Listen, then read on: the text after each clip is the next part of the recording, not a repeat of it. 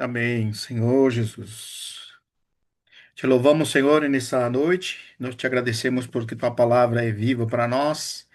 Nós te louvamos por tua infinda misericórdia para conosco, pela tua obra redentora, por tudo aquilo que foi motivo de hoje nós estarmos diante de ti. Tudo provém de ti. E nós queremos nessa noite olhar para aquilo que está feito e nos alegramos com isso. Obrigado porque tua palavra é viva para nós. E ela é mais cortante que espada que de dois gumes, que divide, que separa, que aquilo que não pertence a ti e aquilo que pertence ao Senhor. Nessa noite, por meio de tua palavra, faça isso no nosso coração. Fala conosco, Senhor, através dessa carta tão maravilhosa, desse livro tão maravilhoso do livro do Apocalipse e através da experiência da igreja em Éfeso. O Senhor fala no seu coração, em nome de Jesus. Amém. Deus te Amém. louvado. O Diego está Senhor, aí, muito irmãos. obrigado. Obrigado, Senhor, por essa oportunidade. Amém. Obrigado, O Senhor. Senhor não está, Senhor.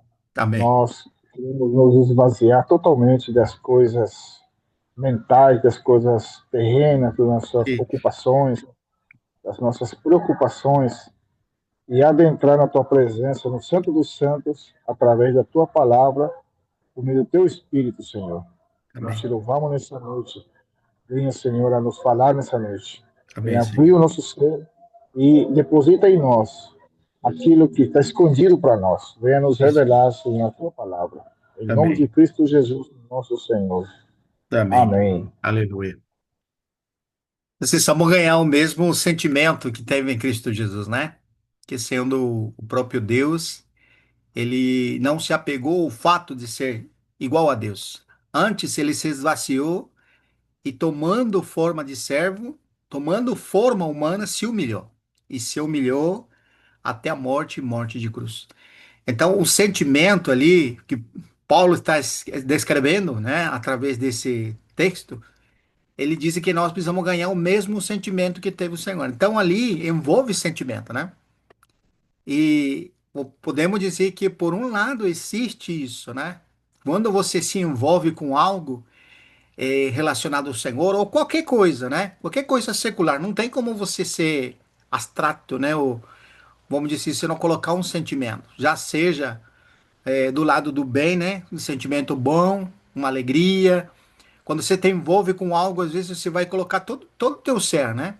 Toda a disposição mental, emocional para realizar isso.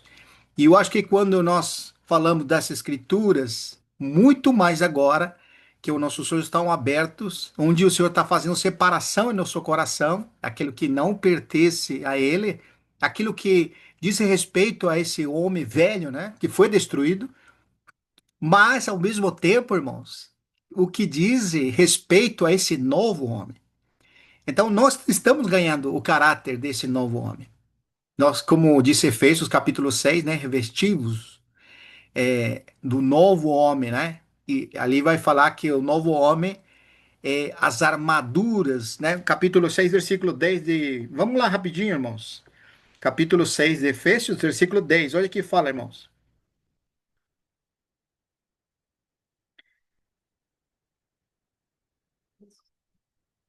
Efésios, capítulo 6 versículo 10.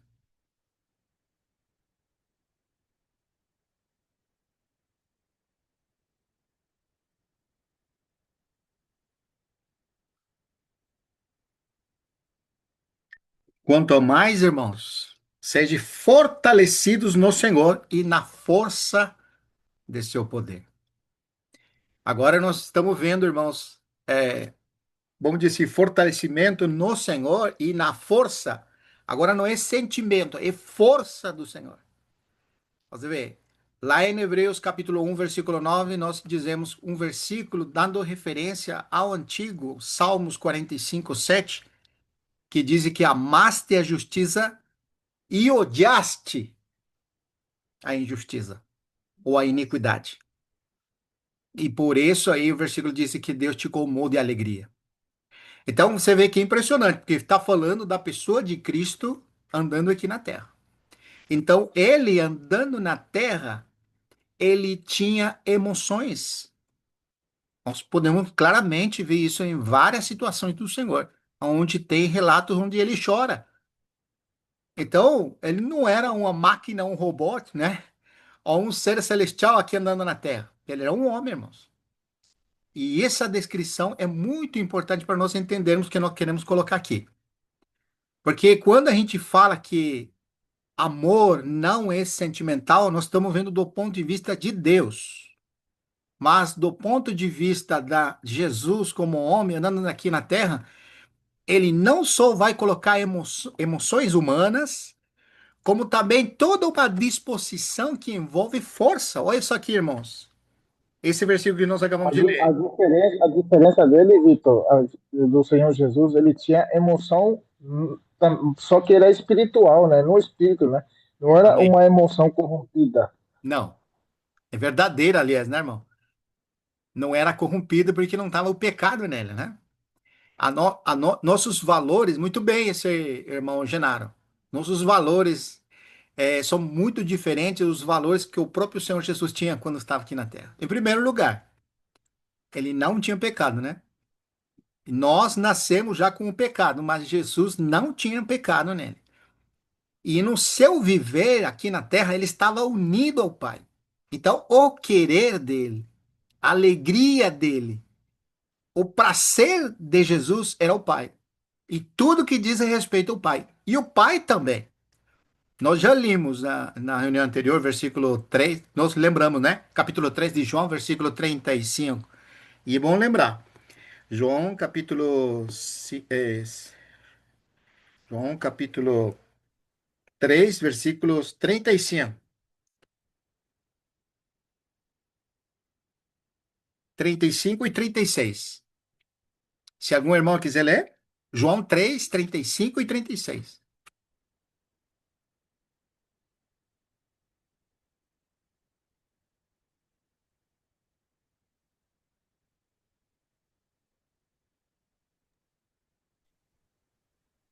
O pai ama ao filho e todas as coisas tem confiado às suas mãos. Por isso, quem crê no filho tem a vida eterna. O que, todavia, se mantém rebelde contra o filho não verá a vida, mas sobre ele permanece a ira de Deus. Irmãos, fica muito claro, irmãos, que o que nós estamos falando não são dentro dos valores que nós consideramos, senão os valores que o próprio Deus tem revelado ao Filho nessa união. Agora nós entendemos que o amor aqui que Deus tinha para o Filho é muito mais que simplesmente falar de sentimentos. Está relacionado justamente à vontade de Deus sendo estabelecida na pessoa de Cristo. E o Senhor Jesus aceitando voluntariamente a sua vontade. Então, era um amor recíproco. Por isso que ele tem a expressão em João 10, versículo 30, que diz que o Pai, que eu e o Pai somos um. Essa é a expressão, né? Então, unidade ali, irmãos, isso aqui é muito importante entendermos, né? É naquilo que Deus estabelece. O filho voluntariamente está unido ao pai e o pai está derramando, ou vamos dizer, aqui o versículo fala, né? Depositando no filho a sua vontade. Essa é a unidade que ele está falando aqui. E muitas expressões bíblicas que mostram que o filho nada fazia de si mesmo. Então você vê, irmãos, quando ele fazia um milagre, né? E qual que é a tendência das pessoas, né? As pessoas queriam ele, se postravam diante dele e faziam muitas coisas, mas ele sempre que acontecia algo se retirava para estar na presença do Pai. Então toda a glória era a Deus. Ele atribuía a Deus. E, irmãos, nós precisamos lembrar, nós estamos falando de Jesus aqui andando na terra, como um homem. Ele estava sujeito ao Pai e o Pai tinha totalmente liberdade de fazer as coisas. Então, nessa unidade, nós precisamos ganhar esse sentimento. Jesus é um homem, vamos dizer, na qual Deus pode realizar as suas obras. Isso, irmãos, é muito patente. Vamos ler só um versículo, capítulo 5 de João, versículo 19 e 20. João 5, 19 e 20.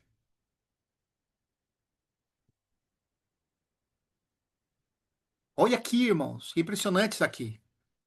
Então, lhes falou Jesus: em verdade vos digo que o filho nada pode fazer de si mesmo. Isso aqui é impressionante. Jesus era um homem, irmãos. E nós claramente entendemos isso em Filipenses, capítulo 3, capítulo 2, versículo 5.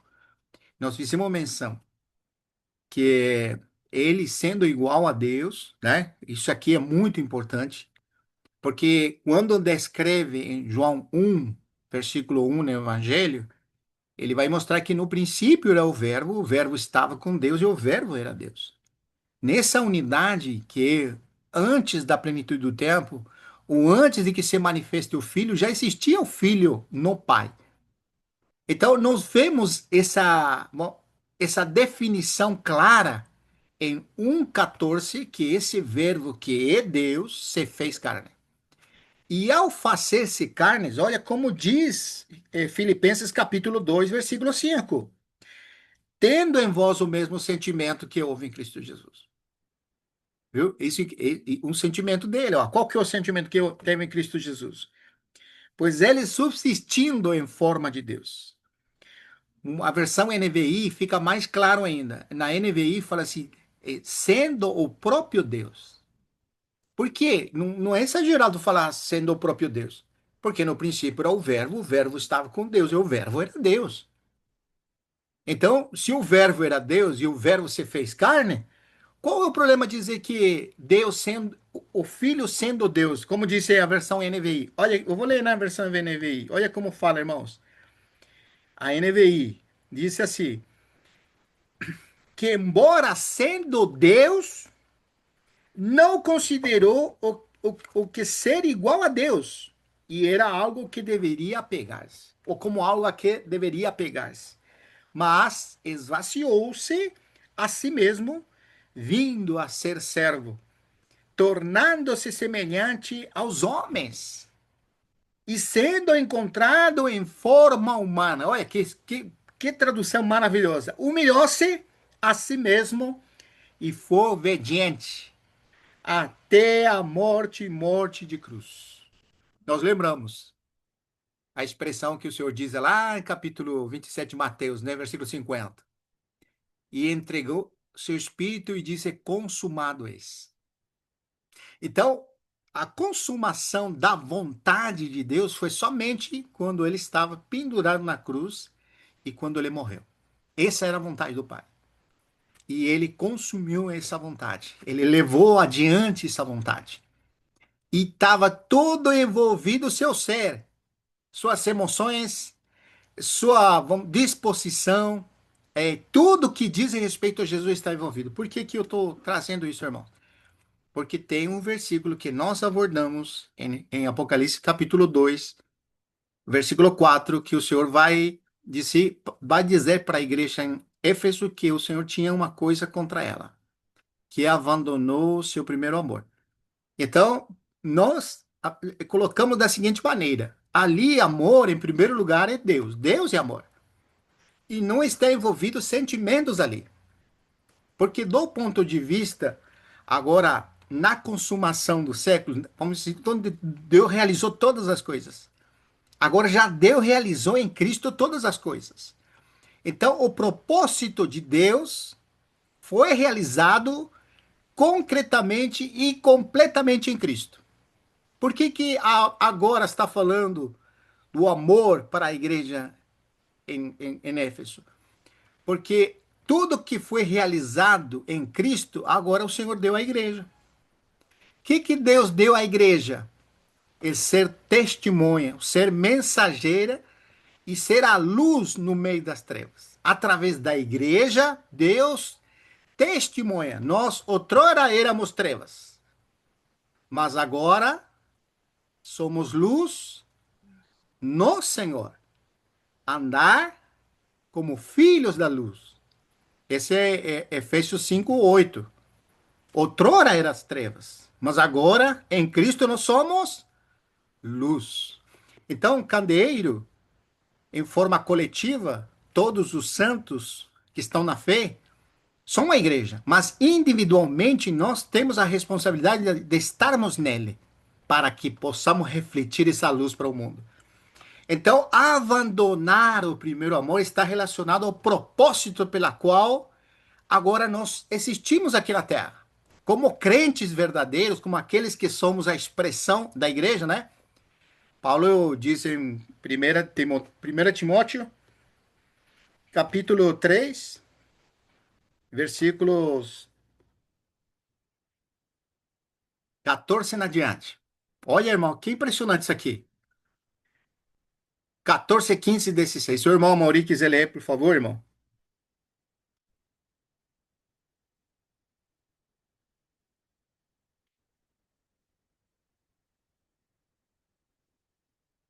Capítulo 3, 1 Timóteo, né, irmão? Sim, irmão, por Versículo favor. 15 e 16, né? Para que se eu tardar, fique ciente de como se deve proceder na casa de Deus, que é a igreja do Deus vivo, coluna e baluarte da verdade. Evidentemente, grande é o mistério da piedade.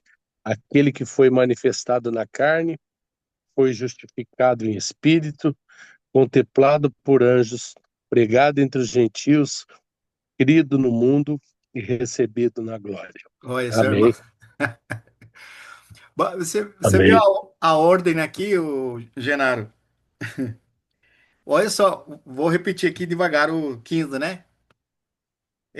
Mas se eu demorar, saiba como as pessoas devem comportar-se na casa de Deus, que é a igreja de Deus, o Deus vivo, coluna e baluarte ou fundamento da verdade. Ou seja, através de que maneira que é manifesto a verdade que foi realizado em Cristo? Não é através da igreja? Então, ela é a coluna daquela verdade, ou a prova evidente de que Deus realizou em Cristo. Somos nós. Amém. Agora, olha o 16. Vou ler na versão que nós usamos, né? Atualizada. Diz assim: evidentemente, grande é o mistério da piedade. Aquele que foi manifestado na carne. E nós podemos dizer claramente: quem foi manifestado na carne?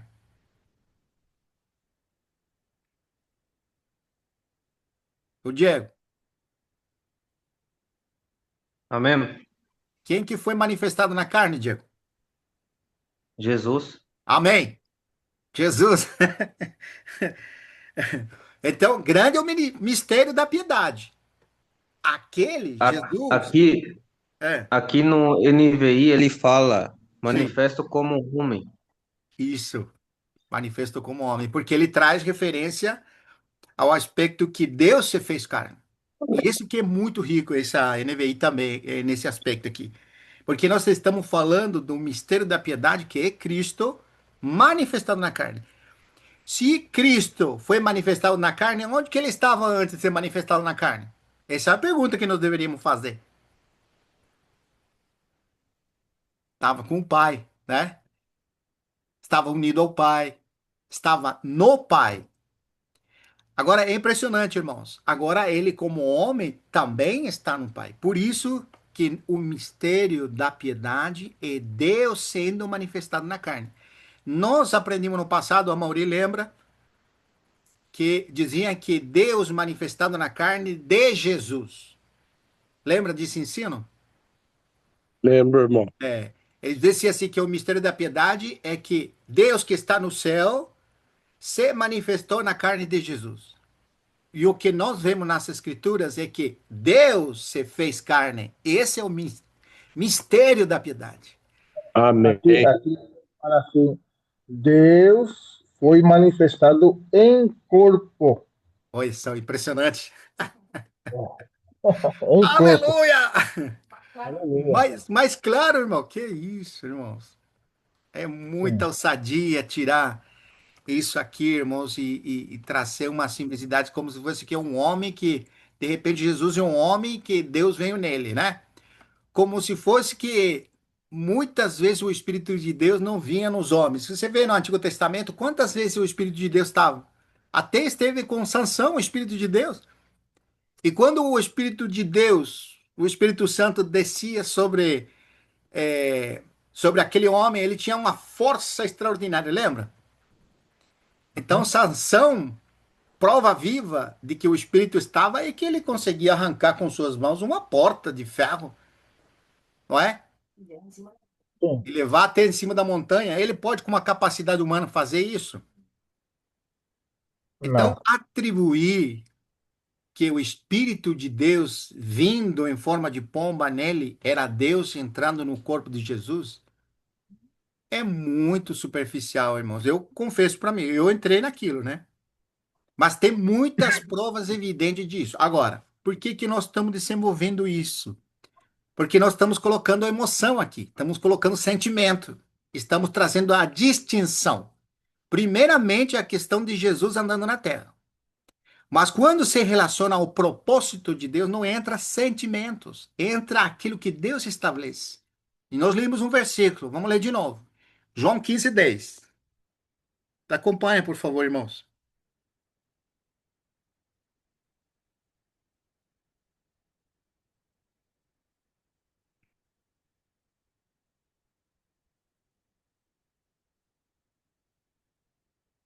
Se guardares os meus mandamentos, permanecereis no meu amor.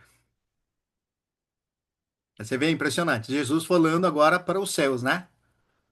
Assim como também eu tenho guardados os mandamentos do meu Pai, e no seu amor permaneço.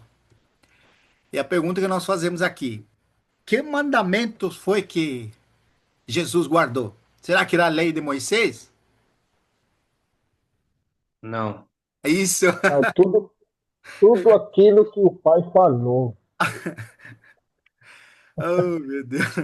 Mas veja só, nesse mesmo João, irmão Vitor, Sim, Jesus tinha emoção humana. sim, É que nós estamos sim, falando.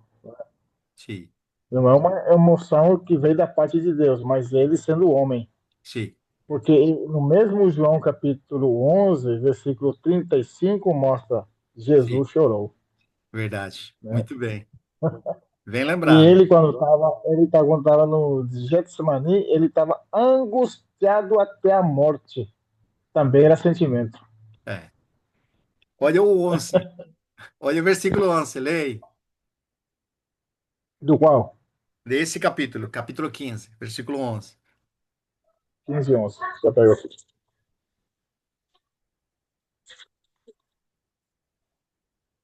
Já não vos chamo servos. Não, 15, Não, 15 e 11. 11. 11. Tenho-vos dito Hum. estas coisas para que o meu gozo esteja em vós e o vosso gozo seja completo. Aí, Aleluia. aí, ó. É impressionante. Aqui nós estamos vendo as emoções do próprio Senhor Jesus aqui, né? Ele tem Isso. alegria, ele ficou triste, né? Ele chorou. Nós vemos aqui todas essas expressões sentimentais que se afloram ou se manifestam em uma pessoa humana.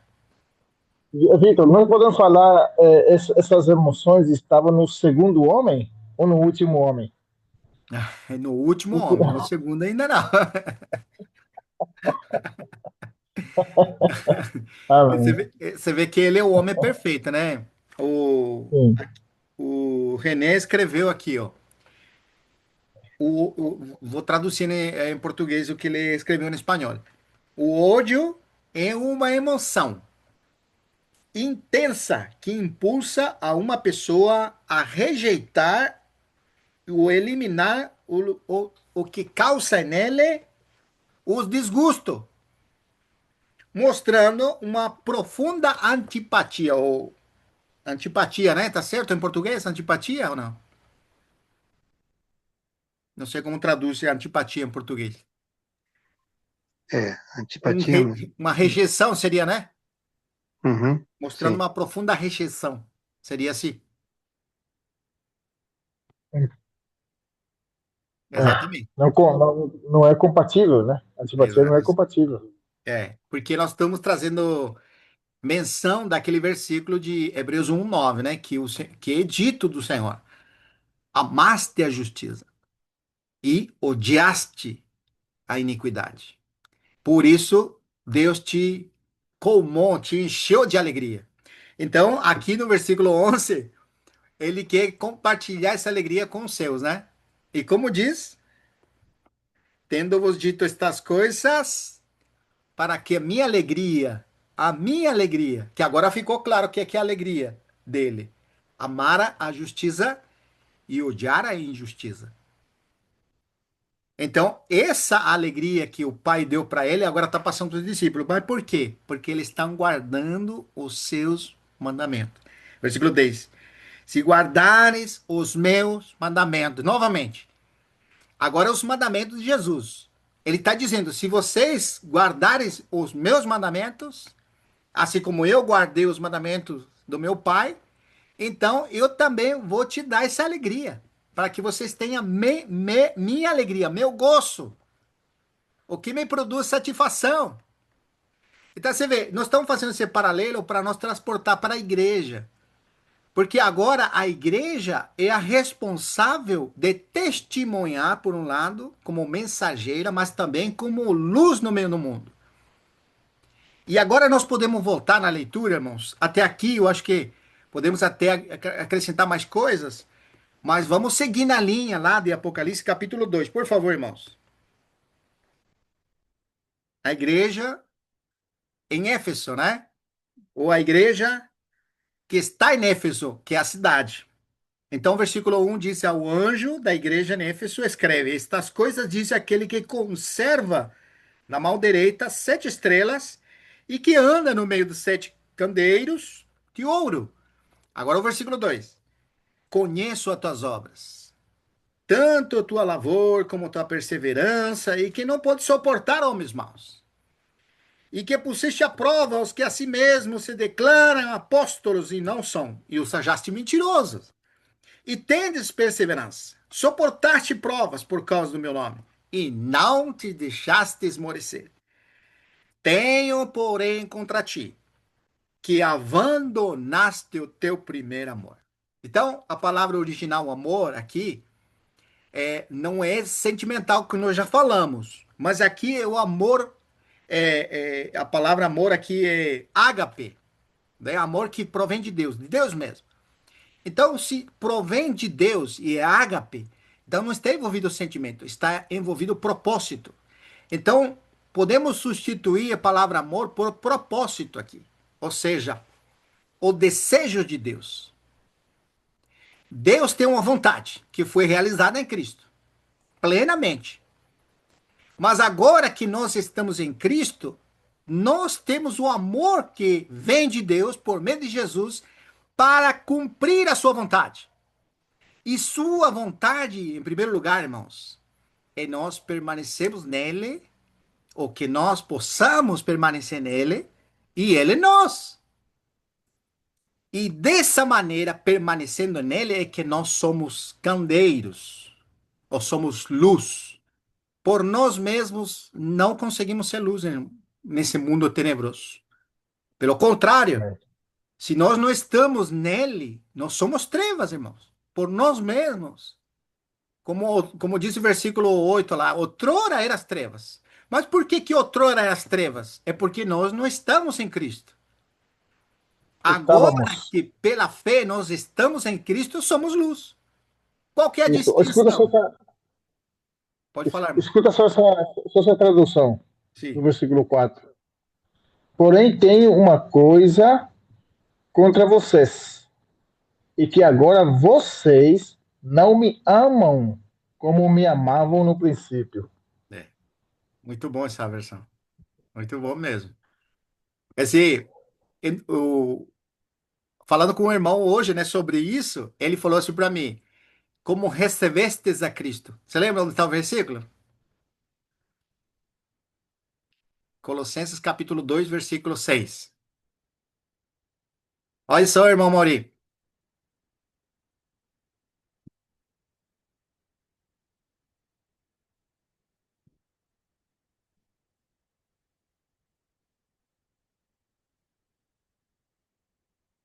Colossenses 2, 6 e 7.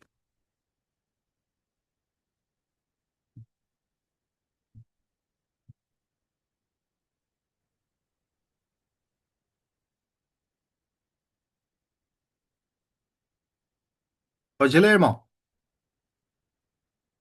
Ora, como recebeste Cristo Jesus, o Senhor, assim andai nele. Nele radicados, edificados e confirmados na fé, tal como fosse instruídos, crescendo em ações de graça. Amém. Você vê, irmãos, que quando nós estamos em Cristo, nós estamos aperfeiçoados. Porque a expressão um pouquinho mais embaixo fala assim, versículo 8, né? É, cuidado que ninguém venha enredar com filosofias e vãs sutilezas, conforme as tradições dos homens, conforme ao rudimento desse mundo, e não segundo o Cristo. Em outras palavras, cuidado que qualquer tipo de ensino não te tire de Cristo. É isso que está mostrando aqui. Por quê? Porque no versículo 9 diz que nele habita corporalmente toda a plenitude de, da divindade. Podemos dizer da plenitude de Deus. Nele habita ou não habita, irmãos? Habita. Olha o versículo 10. Também nele estais aperfeiçoados. Aperfeiçoado. Então, o primeiro amor, essa versão que o irmão Genaro leu, né? Aquele melhor amor ou aquele primeiro amor que está se referindo é quando nós estamos unidos nele e estamos permanecendo nele. Ou seja, de alguma maneira, a igreja em Éfeso, ele não estava nessa realidade. Apesar de ter todas as qualificações que é mencionada, ela não estava nessa unidade. E isso que é importante entender, irmãos. Você vê como que é. E aqui traz para nós uma reflexão. Podemos ter muitas qualidades, irmãos, mas podemos perder, às vezes, o que é mais essencial. O que que ia acontecer? Uma Pode das ler. traduções, Victor, deixa eu só ler. Pode ler. Apocalipse 2:4-5, uma tradução mais literal, Sim. diz também que as duas palavras é agape, que se Hum, traduz literalmente como princípio do amor ou princípio de amor. Será a tradução mais literal. Só para poder muito bom, irmão. ajudar. Princípio de amor, né? Aqui também na versão transformadora diz a mesma coisa. Contudo, tenho contra você uma queixa. Você abandonou o amor que tinha no princípio, que o Genaro falou também. Então, esse amor que você tinha no princípio, o que seria na experiência, né? Na experiência, cada um individualmente pode trazer, né? O que que significa nós, no princípio, quando nós ouvimos o evangelho? Nós crimos. Tinha certas reações em nossa vida, irmãos. Quando você crê no evangelho, você tinha certas manifestações de que você estava nesse amor, nesse princípio de amor, ou essa união. Não era que você tinha alegria que sobressaía? Você não ria à toa, como diz. Não é assim a tua experiência? Você ficava falando para todo mundo do Senhor? É. Ou a alegria da Arranjando salvação. briga para todo lado. É? Pode. Arranjando briga para todo lado. Exatamente. Eu lembro, irmãos, eu conto uma experiência assim, né? Quando eu estava nesse princípio de conhecer o Senhor, eu chorava toda hora que lia um versículo. Eu lia um versículo e começava a chorar. E caía lágrima. Eu não conseguia segurar porque a palavra é tão forte para mim. Ou seja, tinha aquelas peculiaridades, né? Por um lado, vamos dizer, cada um de nós tem uma experiência particular, peculiar e individual que os irmãos têm. Mas o que eu vejo assim, irmãos, essa entrega que nós tínhamos, né? No início, incondicional. Você podia ficar de madrugada falando do Senhor. Você vinha com pureza aos irmãos, né?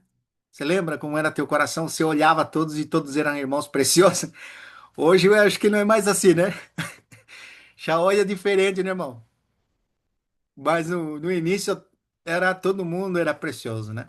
Vamos dizer, cada um tem essa experiência, né, irmãos? Agora, por que que nós é bom trazer essas coisas aqui? Porque nós não podemos perder nosso foco. Nós, estando nele, estamos perfeitos. E não temos necessidade de nada, irmão. Estando nele, experimentamos a plenitude da divindade, irmãos. Nele estamos aperfeiçoados. Agora, quando nós não temos essa realidade, nós temos deficiências. Aí o Senhor vem nos cobrar, né? Nos dizer que tem alguma coisa contra nós. E isso é bom porque é individual, não é uma coisa que você pode trazer coletivamente, né? Todos estamos da mesma maneira. Não, cada um de nós tem uma reclamação de parte do Senhor, desde esse ponto de vista aqui. Por exemplo, uma das coisas que nós não podemos ter é satisfação interior, irmão, em relação a Deus. Ou nos achar que estamos bem, né? Eu sempre falo assim, eu acordo como um pecador que vai para o lago de fogo. Eu posso dormir muito espiritual em comunhão íntima com Deus. Mas quando eu acordo, essa é a minha experiência. Eu acordo como aquele que vai para o lago de fogo. Que precisa se reconciliar com o Senhor. Aí, claro, cada um ortodoxamente vai falar assim, mas você não acha que está na fé, Vitor? Você que acordou. Não, é porque é uma coisa pessoal minha, né? Eu preciso me reconciliar com o Senhor. Eu preciso, como dizer, a gente vai diante do Senhor para falar com o Senhor que nós precisamos dele. Preciso falar isso para o Senhor todos os dias. Eu preciso dele. Então, individualmente, cada um de nós tem essa experiência. Agora, voltando de novo, versículo 4. Aí disse: Contudo, tenho contra você uma queixa. Você abandonou o amor que tinha no princípio. Então, aqui está falando para uma igreja. Então, igreja em forma coletiva, essa situação da igreja em Éfeso, eles tinham abandonado isso. Mas quando nós tracemos isso, irmão, nós podemos trazer individual também. Não como igreja. É individual, irmãos. Porque às vezes vamos assim, trazer uma coisa clara. Alguns não temos experiência de igreja propriamente dita, reunindo com vários irmãos, onde tem presbíteros, anciãos, onde tem irmãos responsáveis, e tem vários irmãos, uma situação. Nós não temos às vezes isso, mas como então lidar? Se está falando com a igreja aqui. Não, podemos trazer individualmente, assim como é dito o mensageiro. Lembra das estrelas na mão direita? Que são os anjos, que são os mensageiros? Essa individualidade é cada um de nós somos mensageiros também. E também somos luz como candeeiro. Esse é o foco que nós não podemos perder estando em Cristo. Olha só, irmãos, como que a igreja, nós vimos na reunião anterior, a, o começo da igreja em Éfeso, que foi maravilhoso. Lemos capítulo 18 de Atos, capítulo 19, capítulo 20. E nós vimos ali em 1 Timóteo, em 1 Timóteo capítulo 1, versículo 3, quando é dito para Timóteo corrigir aqueles que estavam se desviando da doutrina. Ou seja, tinha aquele selo pelas coisas do Senhor, ao ponto de eles estar claro com a doutrina. Aquele cuidado de examinar tudo que as pessoas falam, né? Assim como os verianos, né? Ele disse que provam o espírito, primeiro de João capítulo 4, não deis crédito com o espírito. Então a igreja em Éfeso tinha todas essas qualificações. Mas, porém, isso aqui é para darmos atenção. Que o Senhor possa falar no seu coração. Eu gostei muito, irmão, de abordar isso aqui, porque te leva a um autoexame. Cada um de nós. Essa busca individual não pode, irmãos, pararmos. Cada um de nós precisa buscar o Senhor. Esse é o sentimento que eu ganhei com isso aqui. Mas, voltando ainda nessa leitura, olha o versículo 5, irmãos. Olha que impressionante. Veja até onde você caiu. Arrependa-se e volte à prática das obras que você tinha no início. Do contrário, virei até você e tirarei seu candelabro de seu lugar entre as igrejas. Mas, irmãos, o propósito do Senhor, por que nós fomos chamados e nós estamos hoje como igreja, como a casa de Deus, ou como aqueles que estão permanecendo na fé, tem um propósito. É nós sermos luz no meio do mundo. Não podemos ser como um agente secreto, né? Você já viu esses filmes que o personagem do filme ele é um agente mais secreto. E ele se infiltra como se fosse uma pessoa normal, mas ele é um policial, vamos dizer. Então, nós não podemos ser agente secreto. As pessoas nem sabem que somos crentes, né? Nós temos que ser aqueles que testemunham da verdade, que falam, que abrem a boca e falam do Senhor. Vou contar um testemunho rapidinho. Eu fui ontem de ontem averiguar num talher mecânico de ar-condicionado e entrei lá, né? E comecei a perguntar para o homem, né? Sobre o valor, sobre o preço, sobre a marca. Ele começou, como mecânico, a falar, mas de repente ele levou a conversa para as coisas do Senhor. Ele fez, não eu, viu? Ele que fez. E começou a falar do Senhor, e ele começou a testemunhar do que a alegria que ele estava tendo e que ele não podia se calar diante do que seus olhos viram. Falou, eu vou falar para você, resumidamente, eu sei que o senhor está culpado, mas eu preciso falar para você. Desse jeito. E eu estava só ouvindo, não falava nada. Ele falou assim, você tem que conhecer o amor de Deus que Deus fez. Mandou seu único filho, morreu na cruz, e ele, na sua morte, ele não salvou. Toda pessoa que não crê nesse fato, ele está destinado para o lago de fogo. Olha a responsabilidade. Você tem que crer em Jesus Cristo. Ele foi insistente, sabe? Com ousadia e com autoridade. E eu só olhando para ele, eu fiquei. A maneira com que ele abordava era com, assim, com entusiasmo, com alegria, ao ponto que eu comecei a sorrir. E ele começou a ver que eu estava recebendo o que ele dizia. Mas eu fiquei impressionado na evangelização dele. E eu peço, por favor, Senhor, não rejeite. Falava assim, e me chamava de Senhor ainda. Não rejeite. Você tem que receber a Cristo em seu coração. Ele falou assim, repete comigo e vai falar comigo. Aí eu não aguentei, ele teve que falar, que identificar que era crente, né? Mas ele me persuadiu a eu reconhecer que Jesus morreu e ressuscitou. E que eu preciso acreditar. E essa ousadia, irmãos, eu que teria que falar para ele, ele foi que me falou. Daí, logicamente, a gente foi conversando e se identificou, e foi uma alegria compartilhar a palavra com ele. Mas eu transmito isso, irmãos, como que às vezes a gente está descuidado, né? Ou seja, nós estamos tão envolvidos com nossas coisas, tão preocupados com tantas coisas, mas descuidamos aquilo que é essencial. Por isso que o Senhor nos chama para arrependimento. Arrepende-te e volta a essa prática de amor, né? Aquela prática do princípio, quando nós estamos unidos ao Senhor. Versículo 6, irmãos. Mas há isto a seu favor. Qual que é isto a seu favor? Você odeia as obras dos nicolaítas, como eu também odeio. Quem tem ouvidos para ouvir, ouça o que o Espírito diz às igrejas. Ao vitorioso darei o fruto da árvore da vida que está no meio do paraíso. Olha, irmãos, que palavra maravilhosa. Aqui a igreja Néfeso não tem coisas tão grandes como em outras igrejas que nós vamos ver mais para frente, né? Se nós formos a desenvolver a igreja em Tiatira, Pérgamo. Mas aqui só é cobrado uma coisa aqui. E a consequência, se ele não se arrepende, ele ia ser removido o candelabro, o candeeiro. Ia ser removido. Ou seja, ele não ia ser mais testemunho para as pessoas. Agora, quando a pessoa se arrepende e volta a essa prática, nós podemos dizer que o Senhor pode, através de nós, alcançar pessoas. Isso não podemos perder de vista, irmãos. Esse chamamento, esse supremo chamamento de alcançar pessoas.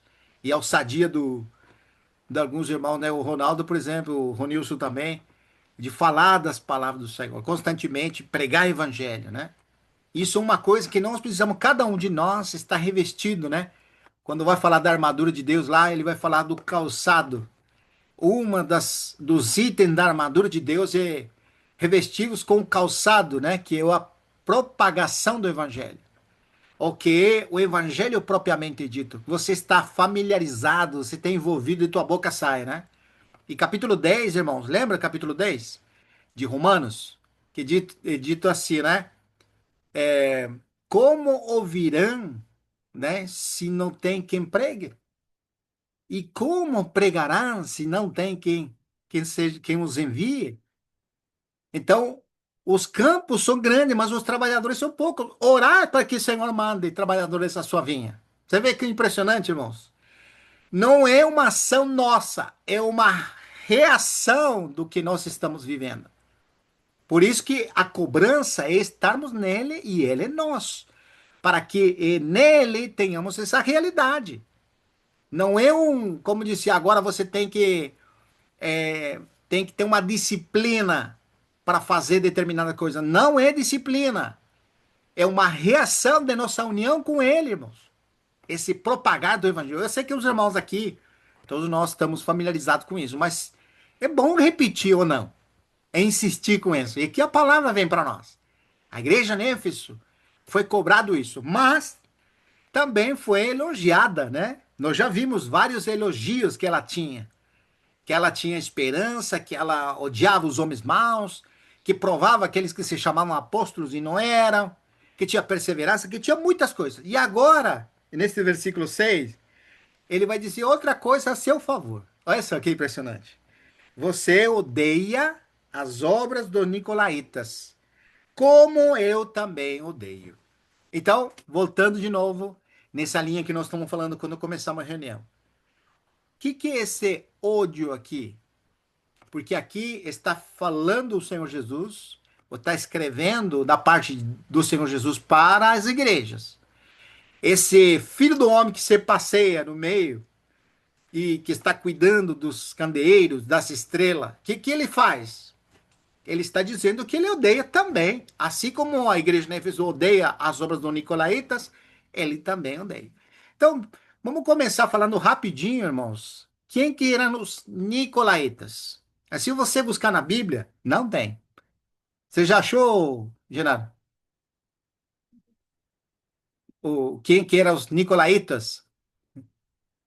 E você, René, achou ou não? Quem que eram os Nicolaítas? São seguidores de Nicolaus. É, Isso quer Nicolau. dizer. Esse é na história, né? Mas isso não diz muita coisa, né? Essa Isso. definição dá. Exatamente. E você sabe alguma coisa, Diego, dos Nicolaitas? No, hermano. Então, a gente está falando do que nós vimos, porque eu busquei na Bíblia, não tem a obra de Nicolaitas ali. A única menção é o que João está falando, escrevendo ali, para a igreja de Éfeso. E na igreja em Pérgamo, também é mencionado a obras dos Nicolaitas, só que agora é o contrário. A igreja em Éfeso odeia, mas a igreja em Pérgamo faz parte disso. Então, é interessante, É, porque duas vezes. irmão, Pode falar, irmão. aqui os nicolaítas seria, digamos assim, o que é atualmente, né, o mundo. Isso. Muito bem. Porque eu estou lendo aqui que o ensinamento e as práticas Sim. era sobre a idolatria e a imoralidade sexual. Isso, irmão. Muito bem. É isso mesmo. Esse é o ponto, né? O destaque aqui justamente vai ser na igreja em Pérgamo. E nós podemos, para entender essas obras do Nicolaíta, fazer a leitura lá. Nós vamos lá então, Apocalipse, capítulo 2, né? É a igreja em Pérgamo.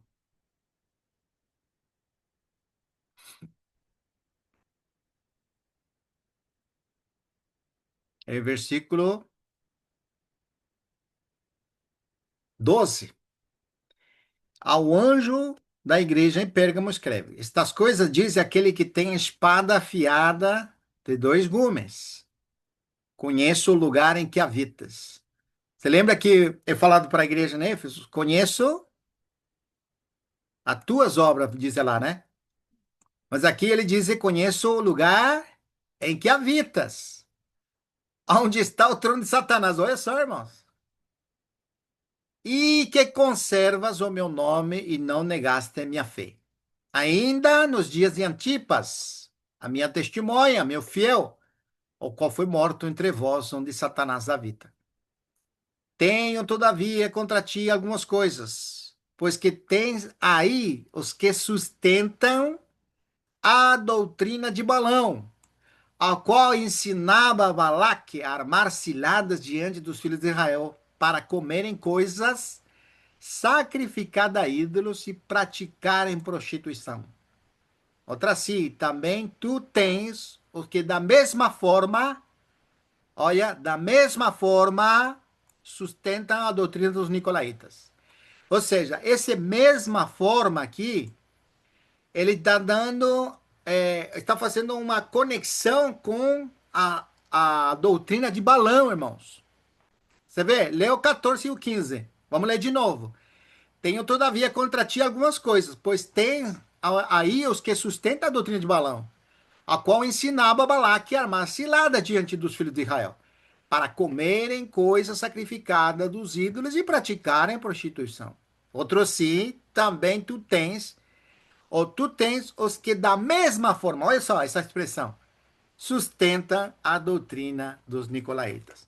Nós não temos na Bíblia a descrição qual que era a doutrina dos nicolaítas, nem as obras dos nicolaítas, mas temos essa expressão que traz uma conexão com a doutrina de Balaão. E agora sim, podemos associar o que seria então a doutrina dos nicolaítas: oferecer sacrifício a ídolos e praticarem prostituição. Outras palavras, irmãos, é uma maneira de trazer misturas das coisas do mundo com as coisas de Deus. As obras das nicolaítas que fala em Éfeso, que rejeitavam e odiavam, é o contrário ao princípio do que eles estavam vivendo. Eles eram muito examinavam as coisas do Senhor. Ou seja, quando havia uma desviação, eles apontavam. Eles provavam aquele que se chamava apóstolo, que vinha com ensinamento. Então, se eles tinham essa qualificação, essa obras ou doutrinas nicolaítas, estava em contra das escrituras. Fazia uma mistura. Ou seja, traz o evangelho e traz coisas do mundo junto. É o que o Diego falou. Você vê que é impressionante, irmãos, essas coisas. Como que hoje no seu meio também acontece a mesma coisa.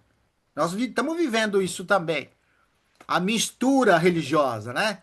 Traz um pensamento, uma doutrina de alguém e mistura com as coisas de Deus. Olha, Muitas. irmão, Pode falar, irmão. olha, irmão, que fala aqui. Sim. Em resumo, os nicolaítas foram um grupo que se infiltrou na igreja primitiva, Olha. promovendo idolatria, imoralidade, libertinagem, que fala em espanhol, né? Libertinagem, Sim. algo totalmente contrário ao evangelho de Cristo. Muito bom, irmão. É isso mesmo. Então, a igreja tinha a seu favor, a igreja de Éfeso, né? Eles odiavam essas práticas. E isso é muito importante, irmãos, para aqueles que estamos andando na luz. Nós somos testemunhas de Cristo. Nós somos aqueles que, por um lado, somos a luz em nosso viver, mas por outro, também, diante da palavra de Deus, estamos trazendo uma linha de interpretação. É uma linha doutrinária que não tem mistura com as coisas do mundo. Então, como é que nós podemos adaptar essa escritura? Você vê que isso vivia, né? Ali em 1 de João é muito interessante nós lermos 1 de João capítulo 4. Se o irmão Genaro pode ler, por favor. 4, versículo 1 ao 6.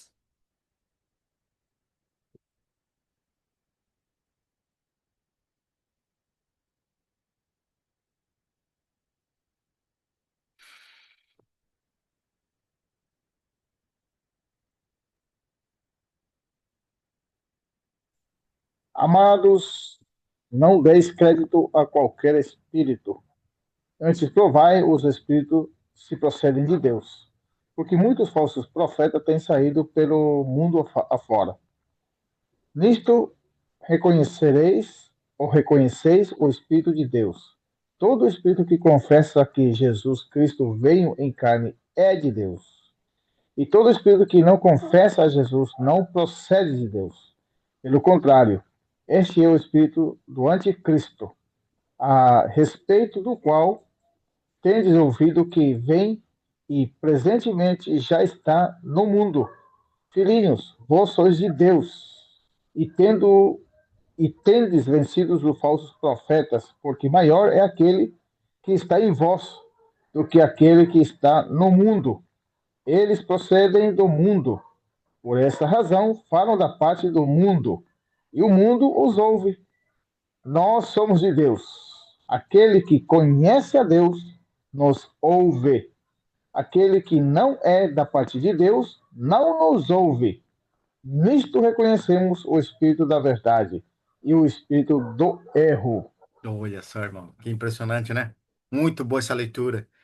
É, você vê que capítulo 10 de João também vai falar que o Senhor trata a nós, aqueles que estamos nele, como ovelhas.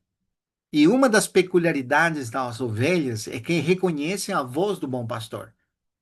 Então, podemos estar envolvidos em situações ou ensinamentos errados.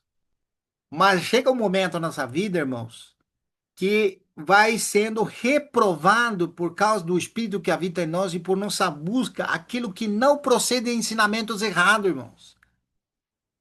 Então você vê, esse exemplo ali da igreja em Éfeso que odiava os ensinamentos, as sobras dos nicolaítas, tem um contraste muito interessante na igreja de Tiatira, que também era da igreja em Ásia. Que era a coisa interessante? Que os outros não é que odiavam, participavam daquilo, ou toleravam aquilo. Né? Então, isso nos faz lembrar 1 de Coríntios capítulo 6. Vamos lá, irmãos. Olha isso que impressionante isso aqui. 1 de Coríntios capítulo 6, versículo 1 e 2.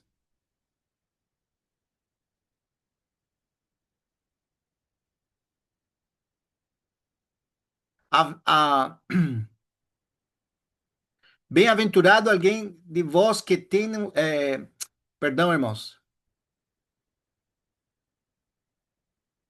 Aventura-se algum de vós, tendo questão contra outro, e sometê-lo a juízo perante injustos, e não perante os santos? Pergunta, né? Ou não sabeis que os santos hão de julgar o mundo? Ora, se o mundo deverá ser julgado por vós, sois acaso indigno de julgar coisas mínimas? Não sabeis que havemos de julgar os próprios anjos? Quanto mais as coisas da vida? Entretanto, vós, quando tendes a julgar negócios terrenos, constituís um tribunal daqueles que não têm nenhuma aceitação da igreja. Para a vergonha vos lo digo. Não há porventura nenhuma, a menos um sábio entre vós, que possa julgar no meio da irmandade?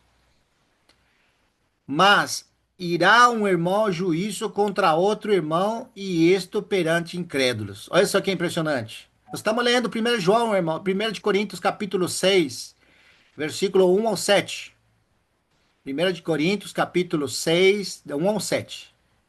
Mas irá um irmão, versículo 6 agora, mas irá um irmão a juízo contra outro irmão, e isto perante incrédulos? E só existem entre vós demanda, já é completa a derrota para vós outros. Por que não sofreis ante a injustiça? Por que não sofreis antes o dano?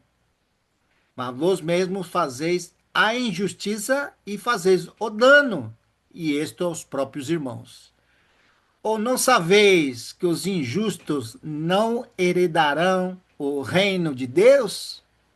Não vos enganeis, nem impuros, olha só, nem idólatras, nem adúlteros, nem afeminados, nem sodomitas. Por que que nós estamos lendo isso aqui, irmãos? Nós estamos lendo por causa das obras dos nicolaítas. Lá, a igreja de Éfeso odeia as obras dos nicolaítas. E em Pérgamo participa das obras da doutrina deles, né? Ou tolera a doutrina deles. Então, é interessante aqui o versículo 10. Por que que ele traz essa menção? Essa menção desses versículos, ou dessas questões? Por causa do que vai desenvolver agora. Versículo 10. Ni ladrões, ni avarentos, ni bêbados, ni maldicentes, ni roubadores heredarão o reino de Deus. Tais fostes algum de vós, mas vós lavastes, mas fostes santificados, mas fostes justificados em nome do Senhor Jesus Cristo e no Espírito de nosso Deus. Todas as coisas me são lícitas, mas nem todas me convêm. Todas as coisas me são lícitas, mas eu não me deixarei dominar por nenhuma delas. Você vê, irmãos, aqui, se você for desenvolvendo mais, você vai ver essa situação aqui, né, do que estava acontecendo aqui, né? Não sabeis que vossos corpos são membros de Cristo e porventura tomareis os membros de Cristo e fareis membros de uma meretriz? Absolutamente não. Nós estamos desenvolvendo que as obras dos nicolaítas, o ensinamento dos nicolaítas era aquela mistura de trazer o evangelho por um lado, mas a degradação moral por outra, como se fosse que uma coisa normal. Isso que estava acontecendo, porque precisamos lembrar, irmãos, que essas igrejas pagãs da Ásia, eles tinham muita mistura das coisas. Então, adultério, prostituição, tudo que mencionou aqui, afeminados e tudo mais, é um comum nas pessoas do mundo. Mas agora eles passaram a ser membros do corpo de Cristo. E o Senhor traz correção aqui em Coríntios. Essa situação se manifestou com aquele homem que pegou a madrastra, né? E os irmãos ali não tiveram a ousadia de julgar aquilo. Então você vê, essas degradações não podem ser toleráveis. Tem que ser anunciadas, tem que ser manifestadas. E inclusive, irmãos, nessa postura do capítulo 5, que é essa questão ali, né? Olha isso aqui impressionante aqui, irmão. Aqui no versículo, capítulo 5, ele menciona e disse assim, versículo 2: E contudo andais ensoberbecidos, e não chegastes a lamentar. Olha só, você vê como que a igreja antiga tolerava, ou seja, estava, talvez alguns não praticavam, mas ele deixava, né, essa situação ali, tá tudo bem, tá tudo normal. Essa mistura de degradação extrema, vamos trazer dessa maneira, né? Ó, e aí a repreensão vem aqui, olha como assim, versículo 3 agora. Na verdade, ainda ausente em pessoa, mas presente no espírito, já sentenciei. Isso aqui, Paulo trazendo menção do que ele vai trazer aqui no capítulo 1. Versículo 1 do capítulo 5. Diz assim: geralmente se ouve que há entre vós imoralidade tal como nem mesmo entre os gentios isto é. Então, as obras dos nicolaítas era imoralidade junto com o evangelho. É uma doutrina aquilo, virou doutrina. E nós estamos trazendo isso porque nós não temos informação bíblica. E nós dissemos aqui quem que eram os nicolaítas e qual que era a doutrina deles. Mas nós lemos um versículo que trouxe uma conexão para entender de que se trata essas doutrinas de nicolaítas. Eram pessoas que ensinavam o evangelho e toleravam imoralidade. Como dizia, está tudo bem. Olha o versículo que nós lemos lá de Pérgamo, né? Vamos ler de novo, irmãos. O irmão Maurinho não está, vamos ler de novo. Capítulo 1, capítulo 2, perdão. Igreja em Pérgamo, do versículo 12, né? Aí nós começamos a ler. Diz que a igreja em Pérgamo escreve: Estas coisas diz aquele que tem espada afiada de dois gumes. Conheço o lugar em que habitas e onde está o trono de Satanás, e que conservas o meu nome e não negaste a minha fé. Ainda nos dias de Antipas, minha testemunha fiel, a qual foi morto entre vós, onde Satanás habita. Tenho, todavia, contra ti algumas coisas, pois tendes aí os que sustentam a doutrina de Balaão. Então, aqui vem interessante. Balaão, nós lembramos quem era, né? Você lembra, Genaro, quem era Balaão?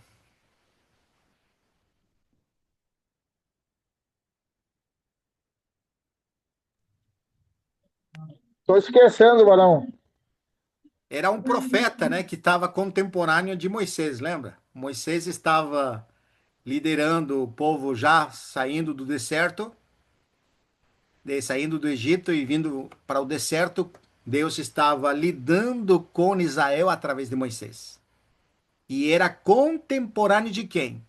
De Balaão. Balaão era um profeta.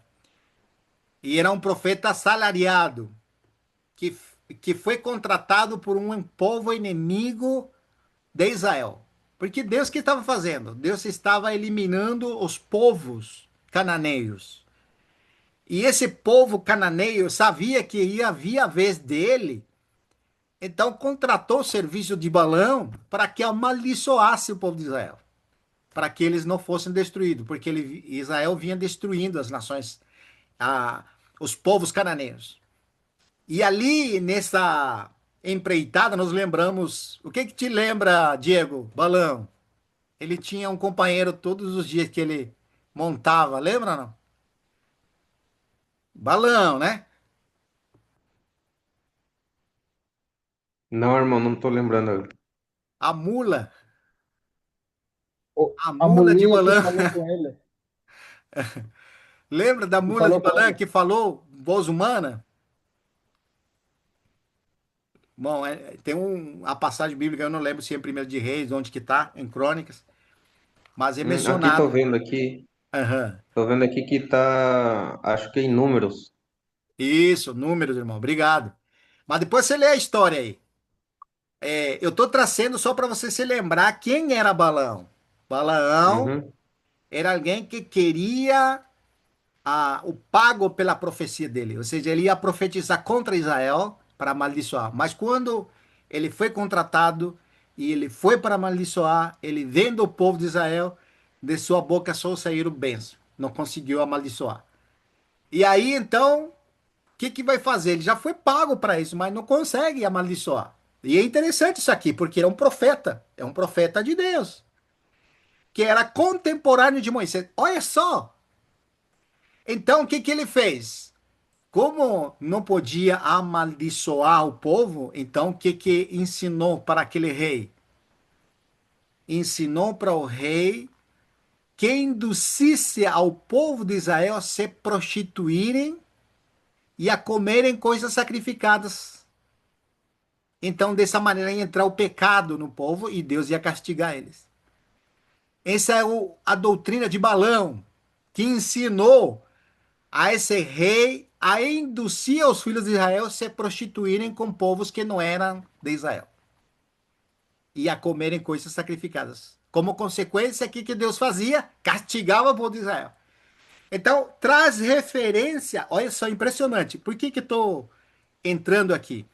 Porque nós queremos definir o que é as obras dos Nicolaitas, né? Olha só, impressionante aqui. Vamos ler de novo aqui.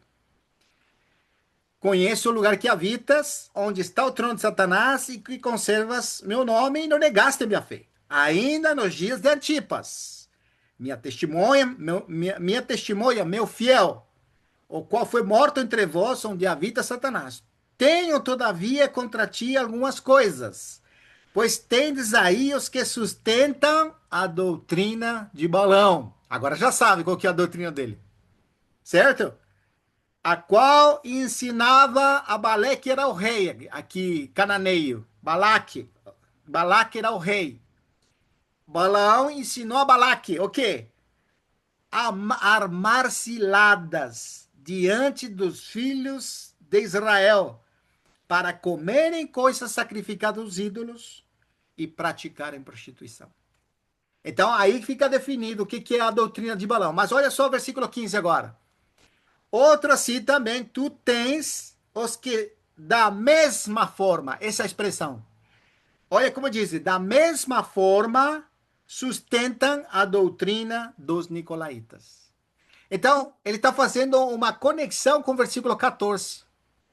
Então, da mesma forma, eles estão tolerando a doutrina de Balaão e a doutrina dos nicolaítas, que tem semelhanças. Quais são as semelhanças? Comerem coisas sacrificadas a ídolos, no caso, e prostituírem-se. Agora, o que a igreja de Éfeso fazia? Odiava isso. E Deus disse que tem a seu favor, porque também Deus odeia isso. Deus rejeita isso. E assim como fez com Israel, castigava aí, o povo que fazia isso, também Deus não aceita, não tem mistura. Deus não quer mistura com o evangelho. E nós estamos lendo 1 de Coríntios, capítulo 5, que começa dizendo isso. O que diz capítulo 5, versículo 1? Já termina, irmãos. Capítulo 5, versículo 1. Geralmente se ouve que há entre vós imoralidade, e imoralidade tal como nem mesmo entre os gentios, isto é, haver quem se atreve a possuir a mulher de seu próprio pai. Então você vê, é um exemplo que estou trazendo. A imoralidade entrou na igreja, ou entrou junto com o evangelho. Então aí eles começaram a deixar. Isso que está trazendo as obras dos nicolaítas, viu, irmãos?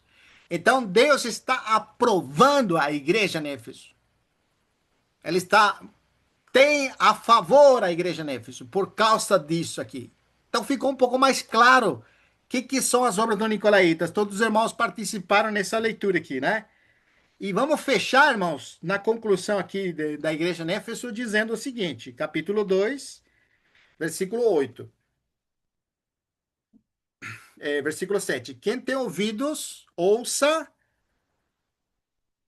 o que o Espírito diz às igrejas, em plural. Não disse a igreja em Éfeso.